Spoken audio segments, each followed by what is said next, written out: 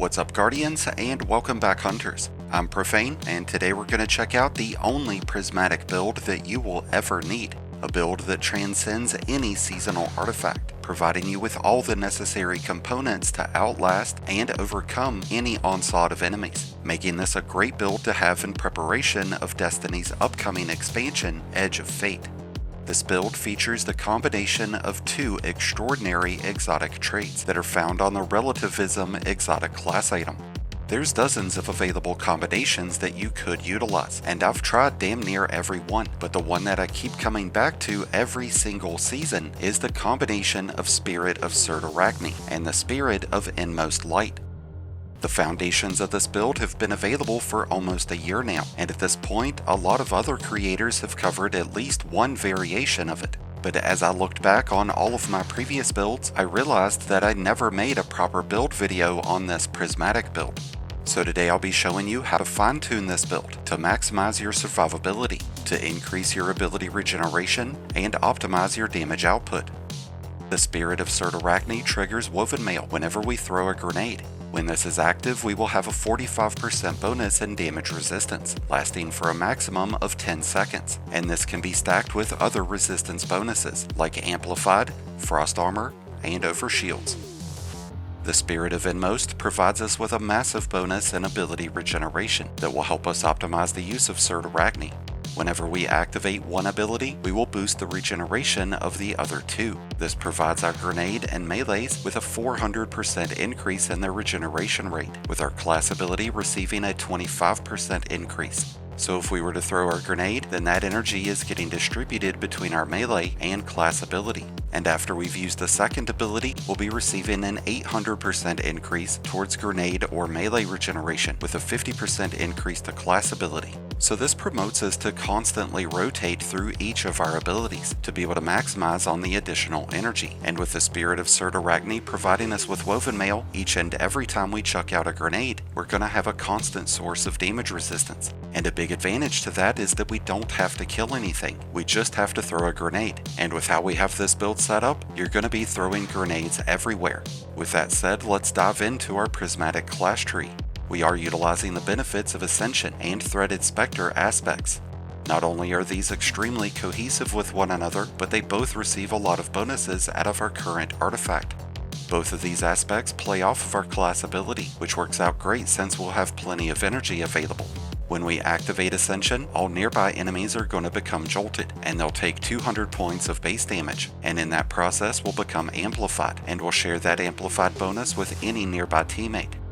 When we're amplified, it's going to be more difficult for enemies to target us, and we'll gain a 15% bonus in damage resistance, which is going to stack alongside Woven Mail. Whenever we perform our Ascension, we'll create a Strand Decoy. This will stay up for as long as 12 seconds if it doesn't get destroyed before then. When the decoy is up, all nearby enemies are going to focus their attention directly on the decoy. This gives you an opportunity to reposition and even regain health, but you can also use it as an opportunity to flank those enemies, which is why I prefer using this instead of Stylish Executioner. This also grants us with an additional fragment slot, allowing us to use a total of 6 fragments. But before we talk about fragments, let's talk about the rest of our abilities. We have Threaded Spike as our melee option. This has a lot of synergy with our current artifact, and whenever we use it against enemies, they will become severed, neutering their damage output by 40%. After our Threaded Spike has ran its course, it will return to us, and if we catch it, we'll gain bonus melee energy based on how many enemies it pierced. In lower level content, I like to utilize the Grapple Grenade. You can hit a big group of rank and file enemies and watch them all vanish, but against tankier enemies, it's much less effective, and in the time that it would take to get to your enemies, your Woven Mail could already be broken. So I find Dusk-filled grenades to be a much better option in most high-end content and activities where champions are present. This way you get an extra source of stunning overload and unstoppable champions, and we use that same philosophy towards our super. If we need maximum survivability, we're going with Silence and Squall, but if we're good on survival and need the extra damage, then we're going with Goldie. We'll talk more about artifact synergy here soon, but when we do go with Golden Gun, we want to pair that up with Limit Break. This grants a 30% bonus in super damage whenever we have a matching elemental buff active, which would include Radiance and Restoration. Our choice in super will have a big impact towards the use of our first Prismatic Fragment. Facet of Purpose provides an elemental buff that matches our selected super, so whenever we collect an orb, we'll gain Frost Armor or Restoration. Restoration provides a total of 35 HP, while Frost Armor can provide us with a maximum of 31% damage resistance, which would stack on top of Amplified and Woven Mail. Facet of Hope will greatly improve the uptime of our class ability by providing us with a 40% increase to its regeneration rate whenever we have Amplified, Radiance, Woven Mail, Frost Armor, or Restoration active, and that gets bumped up to 60% whenever 2 of those buffs are active at the same time. Facet of Protection will give us even more damage resistance, as we'll gain a 15% bonus in resistance whenever we are surrounded, and whenever we cast our Transcendence, that will increase to 32%. With a heavy mix of light and dark based energies, we should have our Transcendence available pretty often, and we intend on utilizing that as much as possible, because whenever Transcendence is active, we have increased ability regeneration, and that will stack alongside the energy that Spirit of Inmost will provide, which will contribute to additional Ascensions, Threaded Specters, and more Woven Mail. With Facet of Awakening equipped, we'll generate elemental pickups on rapid final blows. With the abilities that we have active, this will generate Ionic Traces, Tangles, and Stasis Shards. Ionic Traces and Stasis Shards will both provide us with extra ability energy, as Ionic Traces provide 12.5% class ability energy and 15% bonus grenade and melee energy, with Stasis Shards providing 10% bonus melee energy, and with all of these different sources contributing to bonus ability energy, we'll barely need to use any of our actual weapons. But whenever we do use our weapons, we're going to give them a 20% increase in damage, and that's thanks to the Facet of Dawn. Whenever we strike an enemy with our Threaded Spike, we'll trigger Radiance. That's going to last for 5 seconds, and when it's active, all of our weapons will have the ability to pierce barrier champion shields, unless those weapons are already assigned to handle another champion. When it comes to weapon loadouts, I encourage you to play around with a mix of energies. Incorporating strand and stasis weapons along with light-based ones will help us build our Transcendency even faster. There's a lot of powerful legendary and exotic options that we have, and each activity is going to call for a different setup, but when it comes to exotic options, I really prefer the Buried Bloodline. It's a unique rocket sidearm, and it's the only weapon that grants Devour. It even weakens enemies whenever Devour is active, providing our weapons and abilities with a 15% increase in damage, and when Devour is active, every final blow will restore our health, and every final blow will provide bonus grenade energy.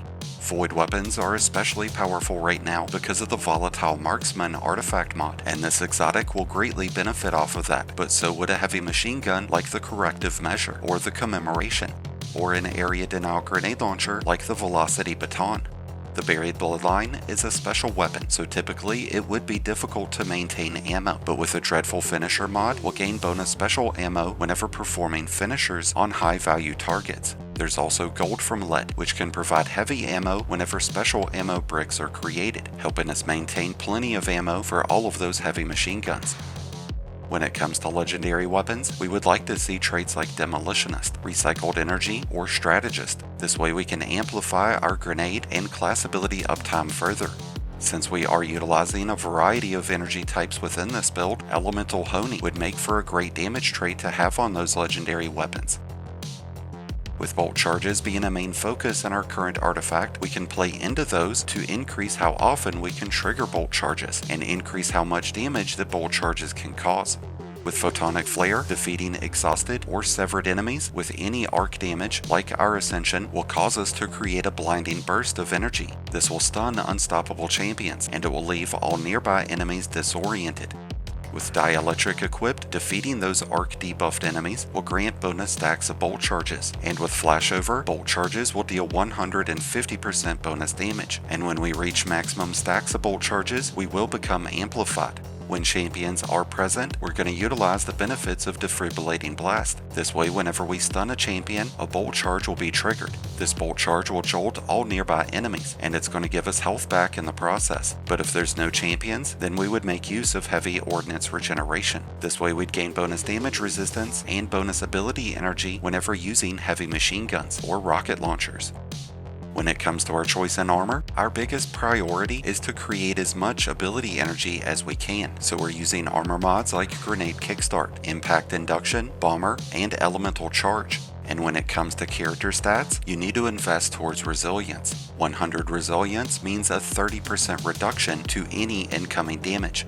100 mobility would mean the lowest possible cooldown time of our class ability energy, and 100 discipline would mean the lowest possible cooldown time of our grenade, which is going to make the Spirit of Inmost and Spirit of Cyrtarachne have much better performance. And with that, you have yourself an incredibly powerful prismatic build that will get you through anything that this game throws at you. A prismatic build that will be great to use through the rest of Heresy and far into the Edge of Fate. So if you haven't gotten this combination of exotic perks, or if you just haven't tried it yet, it's definitely time to do so. And to help you make an easy copy of this build, I'll leave my Mobalytics and dim links in the description below. That's going to wrap things up for today's video, but I'd love to hear your thoughts on the current state of Prismatic Hunters, and what you're most excited about with the upcoming Edge of Fate expansion. Let us know down in the comments.